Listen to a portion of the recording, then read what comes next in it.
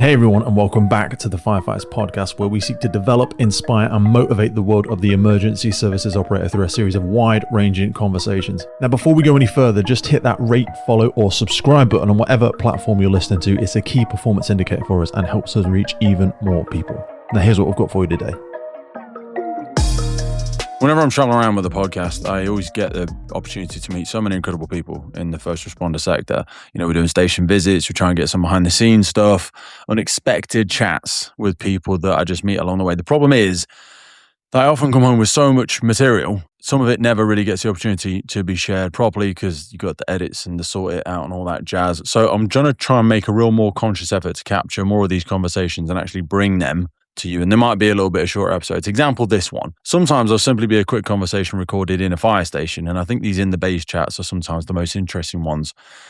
You know, we're stood beside an appliance for a while and we're just chatting away about the station, about the location, about the demographic. And I'm going to keep trying to push them out. So a few of these might come out over the next couple of weeks or months, or I'll forget again and we'll try as hard as we can. But I think they really give us an opportunity to introduce the listeners, you guys and girls, to some of the people that are absolutely fascinating. The ones that we get to meet, explore how different departments and organizations operate, and share ideas that I really think are really worth hearing. So this one was back in Atlanta. So back in March 2026 this year, I traveled out to Georgia as part of the preparations for the 9/11 Memorial Stair Climb, which is taking place in September next month. Really excited. The event's going to bring firefighters and supporters together to climb in remembrance of the 343 firefighters who lost their lives on September the 11th, 2001. It's the 25th anniversary. And alongside all those lives, the attacks and the aftermath and everything like that, we're putting together, Barnaby and all of the massive 9/11 team and Memorial team are putting together this incredible event.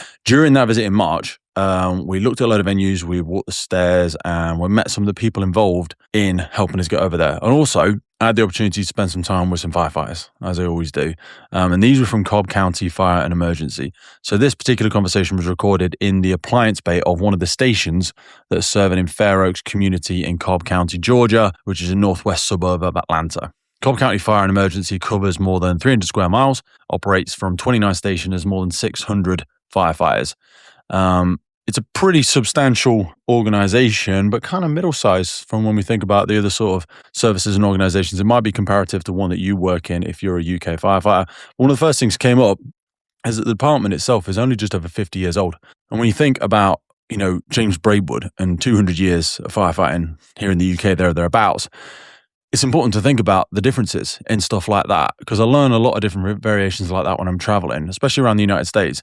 There's really no one single version of American fire service, because people often say to me, oh, the Americans do it this way. And I'm like, where do you mean in America? Because I've traveled across multiple states now and trained and visited with a lot of different crews and departments, and each one operates slightly differently. The staffing might be different, the training, the rank structures can be a little bit different, and certainly the way they might fund their service or the equipment, the relationships between fire and emergency medical response can be different as well, especially even the tactics that get used at a structure fire can vary significantly between departments. Also, you'll hear a bit in this conversation, we have to consider the environments that they're operating as well. We hear the buildings are different, we see the construction, the ventilation profiles, the fuel loads, everything about it really is different. And also there can be massive distances between different stations. So resources arriving on initial attendance can be completely different in the tasking that they do. So when, as we often do, speak to a lot of different countries on the podcast, we have to be careful not to take one tactic or one video, something we've seen on social media,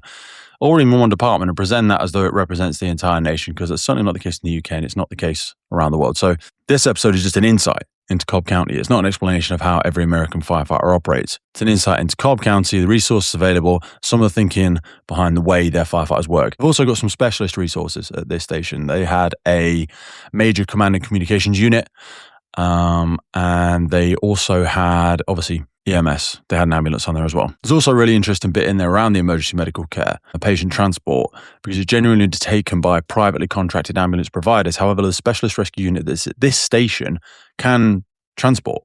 So that means when an ambulance has extended response time or something like that, or when a critically ill or injured patient or firefighter requires immediate movement, the fire department actually has the ability to step up and transport them. So I'm not going to step on the episode any more than that to say that this is one of the short chats, and we're going to try and bring more of them out to give a genuine insight into some of the station setups and some of the different tactics and organizational differences that we see when we go around the world with the podcast. Next point, we're going to be going back to Atlanta 9/11 Memorial Stair Climb with a whole team of firefighters from the UK.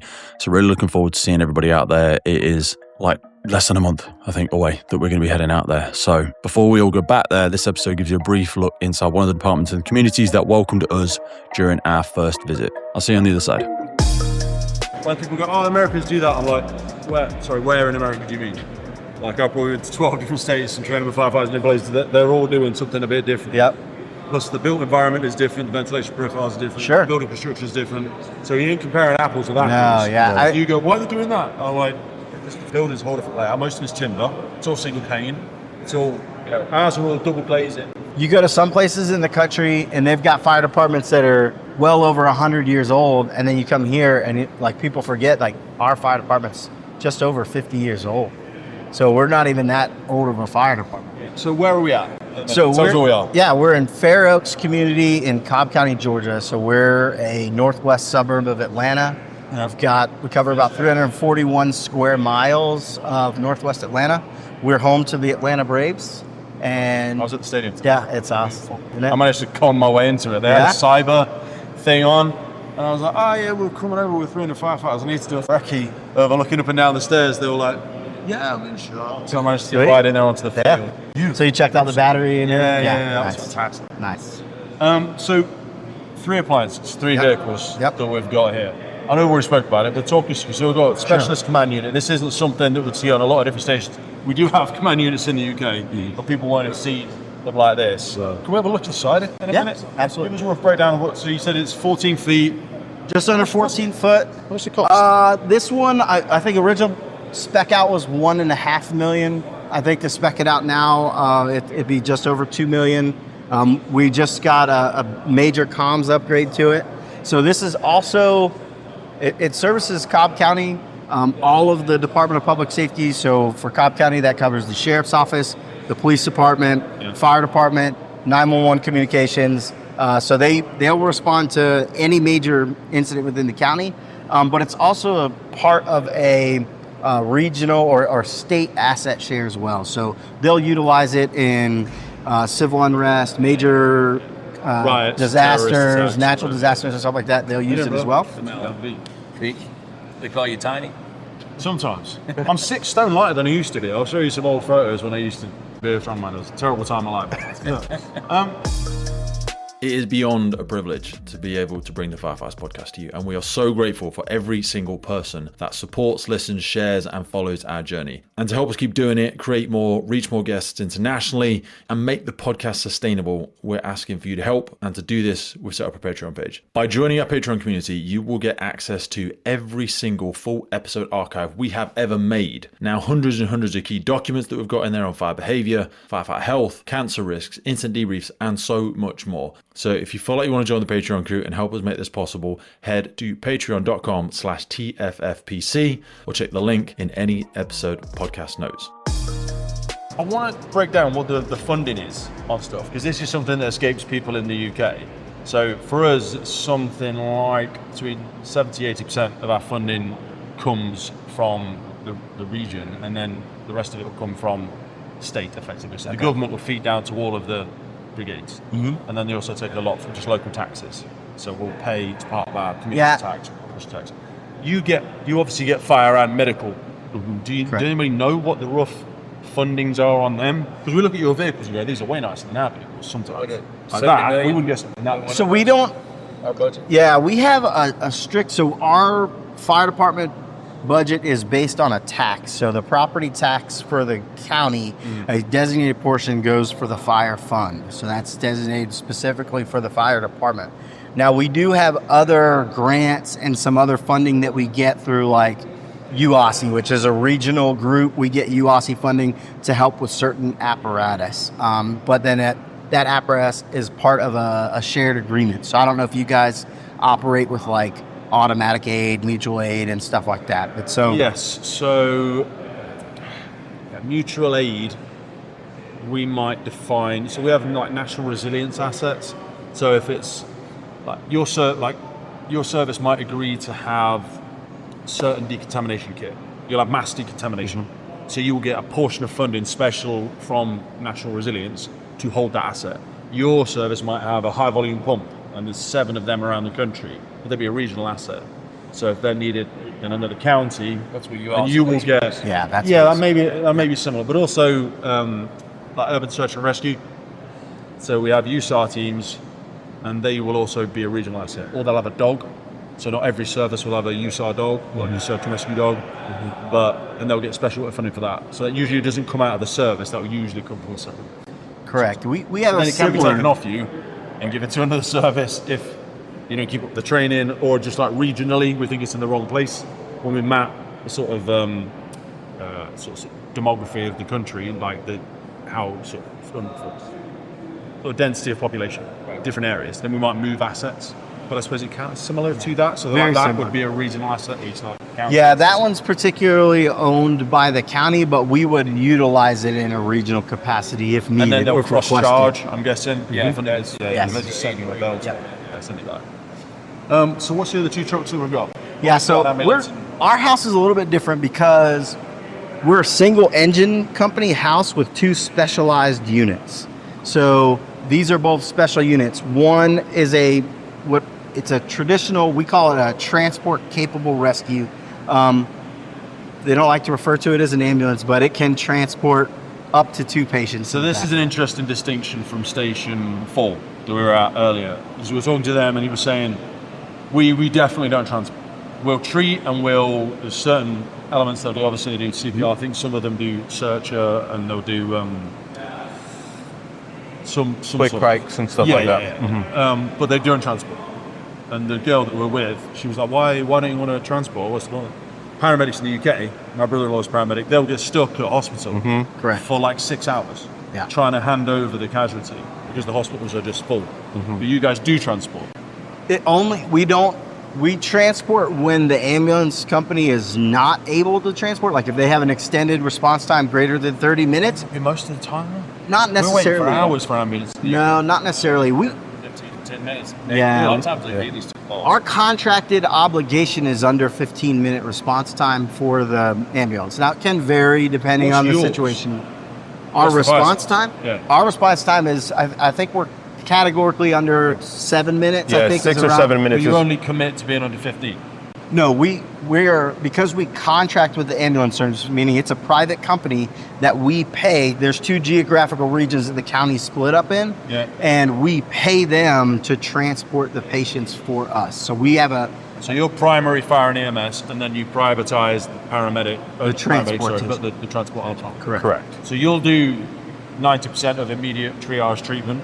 Yeah? Correct. Yes. And then when it comes to packaging up, get rid. Correct. That's right. Over to privates. Yeah. There is a lot more private ambulances set up in the UK, and they predominantly just do transport, but they more do transport from hospital to hospital. Non-emergency. those private companies. They also have the contracts. A lot of them to do what we call non-emergency transport. So they'll do interfacility transfers. They'll move folks from like assisted living homes and stuff like that back and forth to appointments, dialysis and stuff like that. That's kind of their primary bread and butter. Yeah, it's the bread and butter. But they own the contract. So that's why we can't call them ambulances, because they own the ambulance contract for the geographic region in Cobb County. We're not allowed to transport, and we don't charge. So if we wind up transporting a don't patient waste that's your critical, time. we're not billing them for that transport. So I've had loads of firefighters over the 7-8 years and recorded it. Canada from America. Where are we at now in terms of this self-training personal investment element prior to you joining a department? Because historically it used to be, in most places it was, we have that many people apply that you would need to get your certs first. But now in a lot of places they're like, no, we'll train you when you get in, because I feel like there's less people applying. Or What's pretty normal is most of your larger departments, we could be considered a larger department. you got to stand a bit closer. Yeah, sorry, just stand- do a recording this. Stand a bit closer on the microphone. Sorry. Sorry, just wandered over when we'd already started. A lot of the larger departments will do their training. Some come straight off the street and will provide all the training. And some of your smaller departments still require someone to come in with maybe a EMT certifications or something like that, because it's just cost effective for them to hire somebody that's already done some of their training. And what freedom do you have as in where you can get an EMT cert? Today's episode is proudly supported by PBI. For over 40 years, PBI has been trusted and proven in the fire service, protecting what matters most, firefighters. PBI develops high-performance protective fabrics designed for the realities of the fireground, with a focus on flame resistance, low thermal conductivity, break-open protection, durability, and comfort. Because when conditions change quickly, your PPE has to do more than just look the part. It has to perform again and again under heat, stress, wear, and real operational use. We're incredibly proud to partner with PBI because their work sits exactly where this podcast lives. Firefighter safety, education, innovation, and helping crews better understand the protection they really rely on every single day. To learn more, visit PBI Products and explore the science behind the fabrics protecting firefighters around the world. Let's get back to the show. So there's a lot of different agencies around here that provide them. The fire department is definitely one of them, but you also have like the private ambulance that we contract, Metro Atlanta. That's right. They have EMS school for them as well, but then there's other community colleges that offer the training. Years would it take, or months would it take for someone to train for an EMT? For us in the fire department, before anyone comes out into the field and actually performs on an apparatus, they have to go through EMT Basic and EMT Advanced. EMT Basic being about 3 to 4 months, and then same thing for Advanced, 3 to 4 months there. Only 8 months, or 6 months if you're really good at it. About a year for paramedic. Yes. So if you were going to go to a private school to become a paramedic, it would be about a 10 How much to would you 12 need to months. pay for that? If someone says, I'm going to be a firefighter and I need to pay for my EMT. Depending on the school, $6,000 to become an EMT. Okay. 5 to 8 That's for, okay. 5 to 8 for a paramedic. 5 to 8 grand for paramedic school. But I think for the difference for us is like the county themselves, their focus is on trying to capture a younger crowd, a younger, firefighter. So Why? Because they want people to stay for 40 years, or I think just the ability for someone at a younger age, people, not necessarily the old people, but just someone that that's younger, that's able to do the work, to dedicate the time. And so like our county here, they put in a lot of effort into reaching out to the high schools and setting up programs for them to have like feeder programs into our department as well. Do you do like cadets here? Mm-hmm. So we do cadets and we do a prep. So we do prospective recruit education program. So they actually leave high school early, a few hours. They get paid in an internship to come here and train at our training ground. And they'll train Monday through Thursday for 3 to 4 hours a day.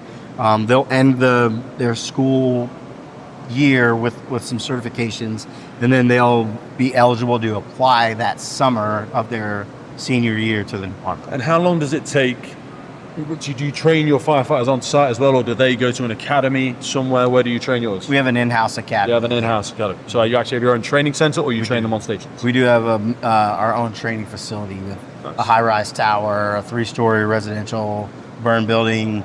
Do you do live burns, or do you do propane, or it's all live burns? Live burn. Yep. Nice. It's dying out, that is. It is, Well, yeah. Yeah, that's less popular. And then we also have Well, it's access. not less popular, sorry, but it's less prevalent. Yeah. We run a recruit academy of about 45 students every 9 months. Every 9 months? That's just natural waste. How big's the department? We have just under 700, a little over 600 sworn firefighters. It's about 180 That's to only 200. a couple hundred more than what I've got, or what I've got, what they have in my service.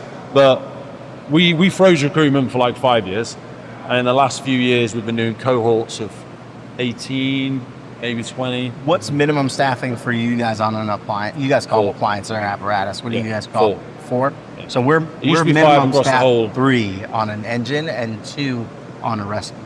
Yeah, but you always turn out minimum 2 trucks, I would imagine.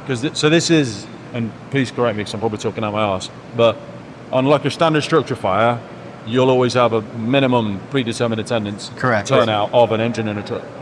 Yeah. Yeah. We will just send an appliance, which will be an all-in-one.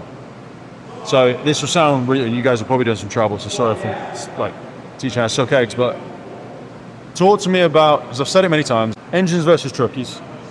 Truckies go in without a line, they'll search ahead of the line, they go in sometimes with a water can, they'll anti-ventilate, close things down. start the ventilation profile by VS vent enter search. Isolate search. Yeah, right.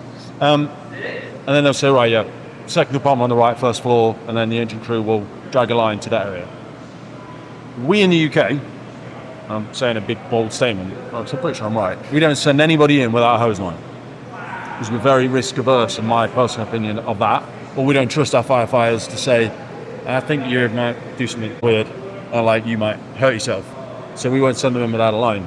It might just be because you've always done it, but if you were arguing that to a fire chief or a union representative from the UK stood in front of you now, what would your argument be about why your way is still safe? Why is it more efficient? Would you change it? So I think like one of the biggest things for us is life safety, right? And what we can do either to risk like a certain amount of risk to get the highest reward. And so with ours, especially with us, if we have a known victim or a suspected victim in the fire area, we're going to go in. So I've been on fires before working on a rescue, so 2-man rescue, where the engine was 10, 15 minutes out because they were on another structure fire. And as a rescue crew, fully involved structure. You turned up with 3, on a truck. 2 on a rescue. Yeah, 2 on a rescue. Yeah, correct. On the left. Yes. Imagine. Yeah. Okay. So we've shown up with that. We have no water. Obviously, I'm looking right now. This is like a tactical response vehicle. This is a 2-person. Correct. Okay. So you turned up to a structure fire on that. Has that got PA in it? Yes. Right. Okay. Sorry, Karen. So we'll have a water can in hand, but fully involved, water can's not going to do anything. Nope. We have gone in, done a primary search, everything, fully involved structure, made our determination. So that way, when the actual fire engine arrives on scene, they're able to go ahead and attack. So there's no, our goal is 100% for life safety. So if we can make an impact by going ahead and going in, I mean, obviously we're going to go in and assess the risk, right? We're not going to go in over fire if there's a fire in the basement. But if we can make a positive impact on someone's life, we're going to go ahead and go in. MSA are supporting us on today's podcast, and I chose to partner with them because I've been wearing this stuff for nearly 20 years. And they are the global leader in development, manufacture, and supply of incredible, safe products that really protect people, not just our communities out there, but also first responders, most importantly, all over the world. Get yourself over to MSA and have a look at it. The high-performance protective clothing for emergency services responders. They also partner with us on the UK Pink Firefighters. It's because we love them. The helmets with the reflective visor, the F1XF, absolutely epic helmet. And not forgetting how they improve firefighter safety through their connectivity in the connected firefighter platform. MSA are always pushing the envelope, and it's a real privilege to be able to continue to grow our partnership together. So whether it's your PPE, your bunker gear, your helmets, your SCBA, your thermal imaging, your Luna, or your portable gas detection, both of us know that this equipment needs to work. It needs to be high quality, reliable, and dependable in the moment. And that's why I use MSA, because they know what's at stake. Mendoza, you were on the fire where the rescue arrived on scene prior to water. So they made entry. There was a disabled victim in a hospital bed, an invalid in a hospital bed, and they went and did search. To you prior to? Yes. Do you hold risk information on people that are? Homeowners did advise when they got there that there was somebody in a bed in the back room or the room off to the side. So what ended up happening with that one was the person that was inside, instead of calling the fire department, they called their daughter. The daughter was not at the home. She called 911 to get us out to respond, and so that's. Was that a certain religion, that person? Because we have this with certain religions in the UK, when we think they're definitely going to call 999 or 911, but they don't, because they don't trust people in uniform as much sometimes. Not generalizing, but they will call family members, they'll call neighbors. They won't think to ring emergency services. So anyway, they called her, delayed the call a bit. This still inside. You arrived on scene, met by occupant or some we definitely had fire conditions going. We had fire on the roof, we had fire on the what we call the Bravo side of the structure, so to our left. But we had reports of the known victim. Sectorize Alpha Bravo Charlie Delta, right? Clockwork, We go 1, 3, 2, 4. Yep. Which is weird, because if we sectorize, usually you cut it in half. Yeah. And we'll just go 1, 3 first. We do the number Sounds system. weird if you say there's only 2 sectors. It's 1 and 3. We do the number system on interior walls. We do the letter system, the phonetic letter system on exterior sides. Sorry, carry on. So you had fire on Bravo side as well. Yep. So we had fire Bravo side. We had known victim. They said they could be on the Charlie side, so the rear of the structure. We didn't know where. It was just somewhere on the rear. So, like he said, we went in, did our searched the rooms, found the patient or the victim, and ended up getting them out of the structure before the engine could even come in and put water on the fire at all. Again, specialized unit, they also were able to administer, because they are medical professionals. Also, our life safety profile doesn't stop at the extrication. He continued on. So they ripped their masks off and went immediately into patient treatment, and were able to administer a cyano kit for the smoke inhalation that patient was I exposed to. feel like we paint ourselves into such a corner in the UK because we're so fearful of policy now. We've created because if people are listening to that, they'll say, let's pull it down. So your argument is savable life. So the firefighter maximum will take a higher level of risk to savable life, small risk for savable property, no risk for life or property that's already gone. Right. They will go, yeah, but you're risking your life. Correct. Going in that. And you're like, yeah, but A, that's kind of part of the profession. B, you could have waited. C, decontamination. So you've come out, ripped your mask off, still gassing off, whatever. Might be people listening going, when's he doing his decon? He's rubbing all of that shit into his own face. He's rubbing all of that shit into the carriage. But I'm like, yeah, but a little bit of maybe cancer in 20 years versus they will die now. So like, when people say, when we get recruits, do they say, if it's a pregnant woman, do we shock the mother? Because apparently it kills the baby. And I'm like, if mommy dies, baby dies. Correct. But some people think but I'm going to kill the baby. But I'm like, yeah, but you're not going to have either. You're going to kill the baby if you don't do anything. But that's if we say but I don't want to get contaminants on the victim. People say it with burns as well. We've had this thing about, so if you have a burn victim, are you allowed to use the water from, you hold litres, gallons on the truck, don't you? So I know certain trucks don't carry any water. But would you be able to use the tank supply on someone that had a large burn? Or do you use preferably gels? not? So preferably not the water from there, because that comes from the water. Correct. Yes. And so we carry on all of our units sterile water. Yeah. So that we can use to decontaminate large areas. You should be doing copious amounts of water for like 10, 15, 20 minutes. Correct. And then stop. Within ideally the first hour. And running water over something for 20 minutes, you got to use a lot of water. Correct. And we're really we're within. So we have a burn center within Cobb County as well. So we're within pretty reasonable transport time to get them to definitive care. Yeah, but you don't transport. So you're still waiting for the ambulance. We would in that case. Okay. That is one of the reasons that we have is if we have a critical patient that needs an immediate transport, we are allowed to transport within those. On the hazmat side of that, if we've had somebody with open wound and still a hazmat contamination, we're going to flush you. Just keep flushing. With anything? Does it use tank supply? Yeah, that's how we've trained it, is we'll still use off tank. Because that's we have the remove thing. Yeah, it's the policy. It's an obvious policy, but it's cool their stuff off. They'll like dry decom. Because once you get anything past 1,000 to 1 ratio, it's fairly harmless from a hazmat perspective anyway. But when you give people a small bit of information is a dangerous thing. Yeah. Someone goes, oh, well, you've heard of Legionnaire's disease, right? Well, this tank water might be contaminated. Yeah. What's the likelihood of that being contaminated versus the known hazard that is already on their skin burning them? The maybe versus the definite. I'm like, just use it. Well, what are we doing? But anyway, cycle back. William Wood watches are back supporting the podcast, and honestly, it means a lot to me because this brand is built on real service heritage. Whether it's the melting down of the original 1920s British brass firefighter helmets, and they also use upcycled fire hose on all of their straps. It's not just design, it's about the job, and it's built into every single component. I've been wearing them for 10 years now. Found them back in 2015, actually, and they've genuinely been a part of my daily kit ever since. I've got two. I've got the Valiant, and I've got the Chivalrous as well in midnight blue. But the thing about the brand, about William Wood watches, it stands so different because of its story. Take, for example, their Dunkirk watch.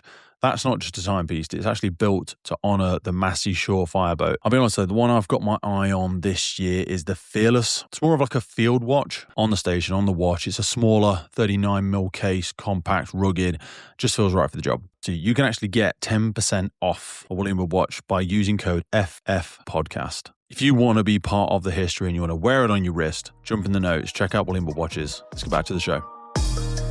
Yeah. So you've come out of the structure, you can then provide medical care to this person. I wanted to ask you about entry control. Have you heard of entry control that we do in the UK? No. So we have an entry control officer. So you two, so there's 4 of us on the truck. There's 4 on the truck. You're in charge. I'm the driver. You two are breathing apparatus. Yeah? We get to a structure fire. You get off 360, have a decision. We're going in Windward, where we're going in, what line do you want me to run out? I'm your driver. You two prepping up, you're going in. As soon as possible, where either me or the next vehicle will have to put in what's called entry control. So not for some reason, there was an incident in London in the 80s. Is this for your personal accountability? Is that what it is? Yes, argument. So we monitor the people in the structure. Mm-hmm. So you will both take a tally out of it's an electronic tally in your ADSU, you plug it into a board, and then you, the entry control officer, will stand there and watch it. And I'm not being facetious, they do other stuff. You'll be radio communications, you'll be taking notes, you might get an emergency team ready if we need one, you might get a first aid area ready for when the casualty comes out. But largely you'll be stood there chatting to them over the radio, and that's pretty much it. My argument is I would love to use you for something better than that. Now we can do what's called rapid deployment, which is you two go in, and then in a bit, when we've got time, we'll put an entry control officer in. Not necessarily the next truck will do it, but the statement in the policy is when resources permit. You should put, if the station officer turns up and you've got 3 trucks there and you haven't got an entry control, it would be a hard argument from their policy perspective as to why you have not put one in place yet. Because it's considered a critical piece of safety. Right. We've I got would much something. prefer to trust you two as competent wearers, because when I go to like Belgium or Sweden, they would rather use that third person for door control and hose management. They'll say, well, you took a set on as well and assist the crew, control the ventilation, maybe put a smoke curtain on, whatever. And I hate that you're just stood there, in my personal opinion, doing very little when there's a lot of other things I would like you to do. What's your argument for why? So we do have like a safe. similar systems, Yeah, we yeah. have similar systems, but those systems are not put into place until way later on into the incident. You don't use telemetry, do you? So No. we can show you what we have on the engine, but so to kind of put it in a little bit of perspective, I feel like we kind of have like a combined system like that, but it's manual. It's not electronic. Correct. Some of the services in the UK are still manual. Okay. So they'll have like an old MSA or Draeger set that'll just have a cord and tube gauge, and it's a manual air supply. But they'll still might have the name on a tally, and they'll still throw that in. Yeah. But a lot of them are moved, to telemetry systems, where it's an active monitoring. Correct. It will tell you when the time to whistle is and all that jazz. So to kind of show what we do, and this is probably, in my opinion, one of the areas that we have a large opportunity in our department to improve. We've kind of been implementing this personnel accountability system over the past few years. It's now become part of our training to get promoted. It becomes part of our training as acting officers and station officers, that your initial announcement, your initial radio report, you're going to designate where personnel accountability is and what apparatus that personnel accountability is going to be on. And on that apparatus is a board. And what's supposed to happen from each officer on each truck, or the incident commander, the one officer in charge? So the way we do, we start with mobile command, or an initial working command boss. is the working boss. So he is the initial company officer that arrives on the scene, would be the mobile incident commander until the fire chief gets there. So Just the remind lieutenant. us, for people that don't know the rank structure, I'm familiar with a few different ones, but so you have one of them on every company has one. You either have a Do you have a chief here? no. Okay. Each battalion, so the breakdown, and unfortunately it's not like a standardized system across the country of the United States, No. or even in the state of Georgia, to be honest. Okay. But specific to Cobb County, Yep. we have station officers, so you have at least a lieutenant at every single station. There's 29 duty every stations, shift. every shift. So You is the have- one lieutenant here today? Correct, yep, that was the Who's that? bigger guy, Jesse, that you met. Oh, cool. Yeah. So he's the station officer. Now, in the event that station officer is on leave or absent or whatever, we'll have what's called an acting officer in charge. So it would be one of the sergeants would fill You two that. sergeants? Yes. sir. Right. Would So it's fill that firefighter, seat. sergeant, lieutenant.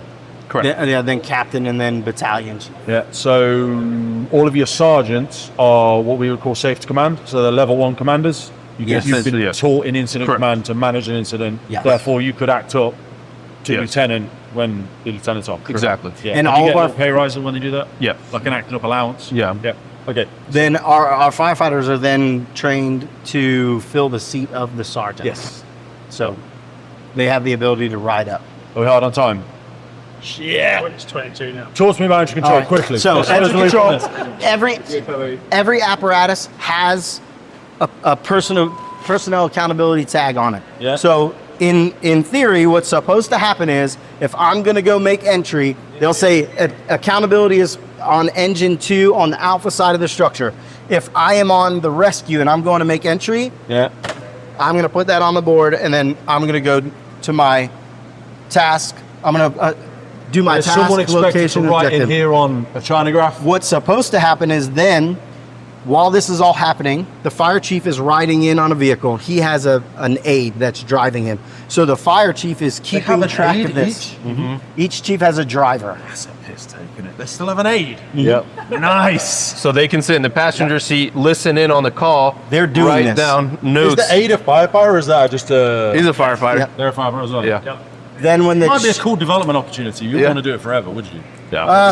some guys that's kind of a Some retirement people- gig, man. Yeah. Some of them are chilling there until it's time to chill go. there. But when they get there, they will pull this. Now, depending on how large it has gotten in the meantime, they may take this. The chief may take this board and run his assignments from there, or verify his accountability that he was jotting down, Yeah. or he or she was jotting down on the way there, and they will verify it based on this. So they've got So we've got some sectors level. on here, and then we've got each task that's happening in each sector. Then what they'll do is they'll take do you this stand for? now. Search and and rescue, rescue. fire control. So I'm brain it's the farting here. LC. So I nobody knows it. Location. Location. Location. Well, location's above it, but No, that's loss control, loss control and then Something else. overall. Shout. is that right? Overall, yeah, and they might be overall. It's mostly we're just doing. Yeah, you search and rescue, fire control. We don't care when it gets to this. We're mobile commanders. We don't give a shit about this board, if I'm being honest. we're inside getting work done, if I'm being honest. They may take that board and divide it. So they may say, okay, because there's fire on the Charlie side and the fire chief's got the Alpha side, he may say, okay, you're going to take Charlie division. Here's what you got on Charlie's side. You take this board. Your sector. I'm taking it. Yeah. Yeah, I'm taking the Alpha division. And then they'll run it from there. I want to show you this though, because this is pretty cool that this is specific to this particular unit in Cobb County is we have packed red blood cells. So we have the equivalent of what Narcan is to overdose. Yeah. We have the equivalent in being able to provide blood for trauma. Wicked. So we kind of like, it's pretty amazing to see. Using plasma packed with You can go from a complete unconscious patient in a massive, car accident, gunshot victim, and you could be going from them circling the drain. Most people don't steal these. Well, it's pretty I imagine locked that's why up. they're getting locked Yeah. away and coded. We're Americans. We're not smart enough to do that. We may or may not come back tomorrow. Let me tell you Yeah. that. come by. Really appreciate that. I work. I He's on shift technically work tomorrow. I'm working for a guy What's your today. name, brother? Sean. Sean. Nice to meet you. behind you. Yeah. Tomorrow. Absolutely. pest. Come by tomorrow. We'd love to have you guys. Cheers, brother. Well, that's it for today, folks. Hope you took a lot away from that episode. We started the Firefighters podcast to develop, inspire, connect, motivate, represent, and most importantly, celebrate the world of incredible emergency services operators and the wider sector through this series of wide-ranging conversations. We really love creating this podcast and bringing it to so many people. Did you know you can also find these on YouTube? We do a lot of video podcasts now. You can head over to our YouTube page and follow, subscribe there. And as a final ask from us, whatever platform you're on, please rate the podcast. It really helps us as a key performance indicator to reach more and more people. I've been your host, Pete Wakefield. This has been the Firefighters Podcast. And wherever you are in the world, please stay safe, be happy, and where possible, please remember and support your firefighters and first responders. I'll see you next time.